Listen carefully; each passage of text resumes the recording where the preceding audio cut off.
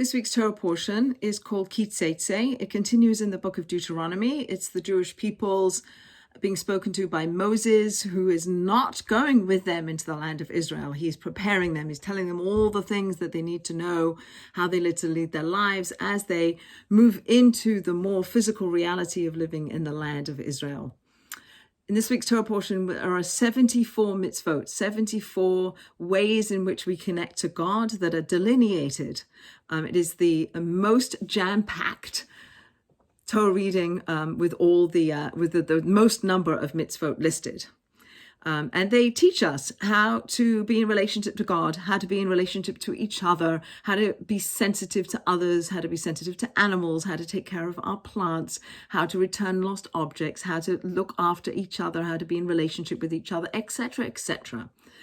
And one of the things that spoke about in this week's Torah portion is if there was somebody who blasphemed God, if there was somebody who committed idolatry, then the consequence of that would be that they would be given the death sentence and they would be hung.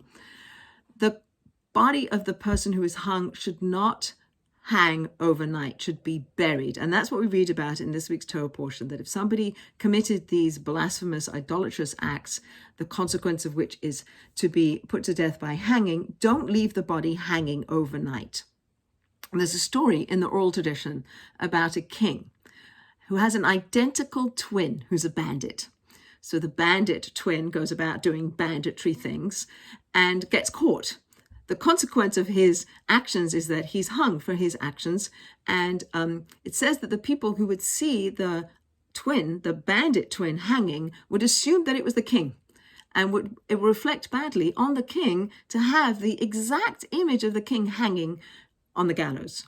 So you should not, so too, we should not leave the body hanging overnight, because the body, our bodies, the mankind is created in the image of God. It says that we are created b'tselem Elokim, in the image of God, in the shadow of God, that we on some level resemble God, which is a very lofty thing to think about what that means. It means that we're not animals. We're not like the rest of creation. We are elevated above the rest of creation, says our Jewish tradition, that we have a holy soul that God is continually blowing into our physical, organic bodies. We are a tethering together, a combination of holy, spiritual, divine soul with a physical, organic, materialistic body, that we travel through life together as this construct.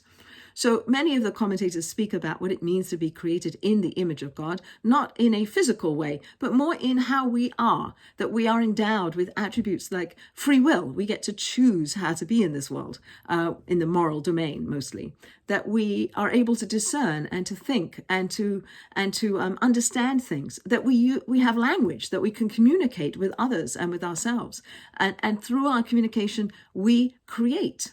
And we can destroy. Just like God is said to have created the world through speech, God created the world by speaking the world into existence, so too we have the capacity to use our speech to create. So obviously God doesn't speak, and obviously God doesn't have a form. God is not corporeal. We use these anthropomorphic terms to understand on our limited level how it is that God functions in the world. So when we say that God brought the Jewish people out of Israel with an outstretched arm, doesn't mean that God has an arm.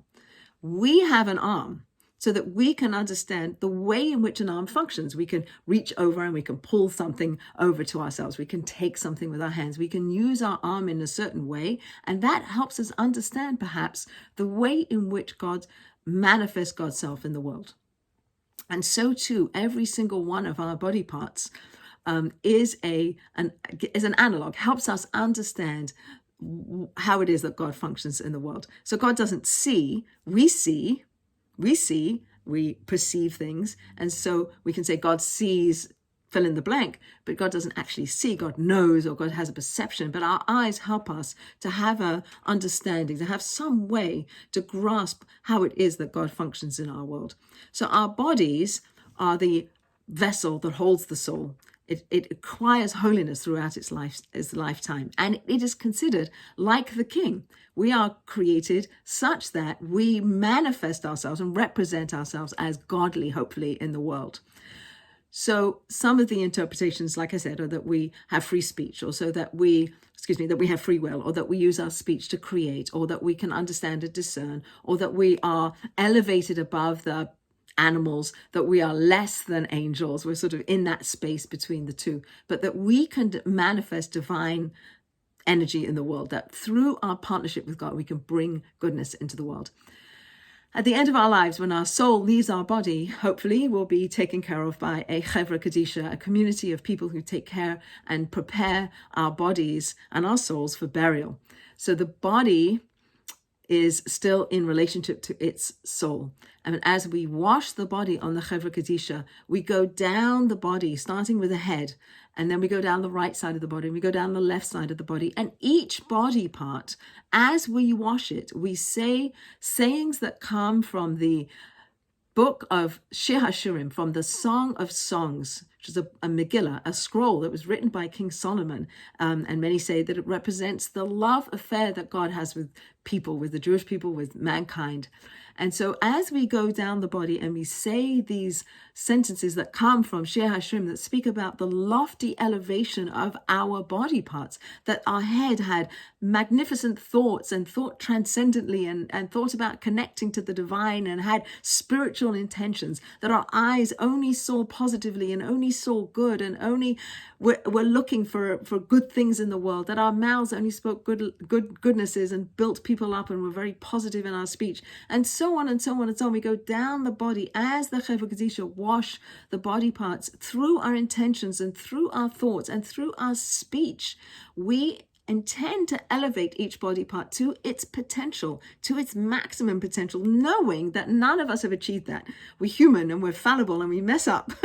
But at the end of our lives, the Chevra Kadisha, when we wash the body and we go down and we talk about each body part, we elevate it and we speak about it in the loftiest of terms and the most spiritual and the most loving of, you did this and we're bringing you to this high place. The Chevra Kadisha partner with God to bring the dead up in a high and a spiritual and a purified state as possible.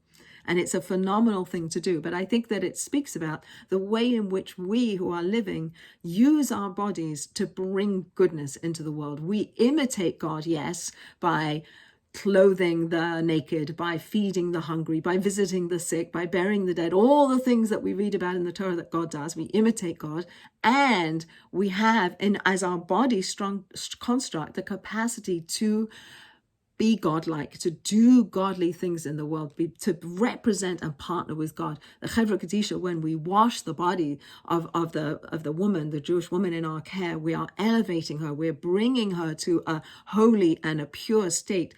We're not doing it. We're doing our part of washing and putting the lady through a mikveh experience and doing all the things we do. But it's God that through our actions can bring about this purity and bring about this change of status. So we have this link. We link the world. We link God to the world by how we act and what we do and what we think about and our intentions and how we use our hands and how we use our legs to run, to do good things, and how we use our eyes to see and how we use our mouths to speak, and so on and so on and so on. It's a huge responsibility. And I think it's not by happenstance that we read these Torah readings in Elul, which is the month before Rosh Hashanah. We're reading about the potential that our body has to be holy, and that we're born with a pure, holy soul, and we're born with the capacity and the potential to be good and to do good, and we continue to want to manifest that in the world. So in this month of Elul, we return to our true essence, and we read in this week's Torah portion about not leaving the body hanging overnight, because the body is created in the image of God, that we on some level are resemble or that we reflect godliness in the world, and that we have a job to do to be that intermediary between the physical world and the spiritual world, that we're uniquely poised as of all of creation to be able to represent and resemble and to bring divine energy into the world by how we act, by how we speak, and what we do. And my prayer for all of us is that God should bless us with opportunities to continue to be able to be good in the world and to do good in the world and to build on the good that we've done so we can be even better in the year ahead.